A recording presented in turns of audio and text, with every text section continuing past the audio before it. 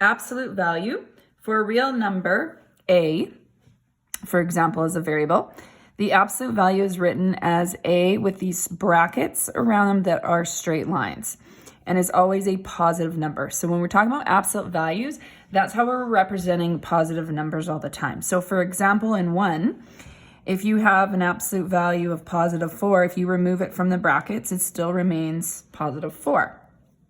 If you look at number 2, if you have a negative number inside the absolute value brackets, when you remove that, so if you're evaluating this, it becomes just positive 4. And if you've got 0, 0, you're not going to have a negative 0. So if you ever have 0 in brackets, it still just remains 0. Absolute value can be used to represent distance of a number from 0 on a real number line. So I'll use these numbers here to talk about. So if I wanted to represent the distance of positive 4, it would be this distance here. So this would be positive 4, which is still 4 units. Probably makes more sense to kind of look at the negative one now.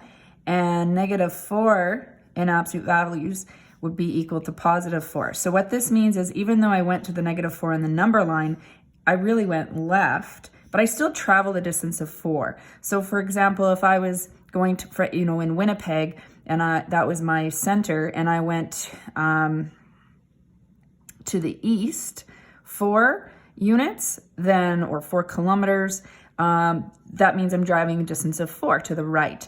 If I'm going to the west 4 kilometers, it's still a distance of 4. Absolute value, in terms of symbols that we use, this is how it would be defined. So we'd put these absolute brackets out, which means it can represent, you would open up one set of brackets, you would have A, or it could represent negative A. There's 2 cases that we'll look at. So A, of course, would be if numbers, positive A would be if numbers are greater than 0 and include 0. We would look at negative A, or the negative values, if A was less than 0, meaning negative. We will evaluate, or we will revisit this definition when we look at piecewise functions and when we do our graphing. We don't close the brackets, so it really is just one open, this is called a brace, this name of this bracket on this side.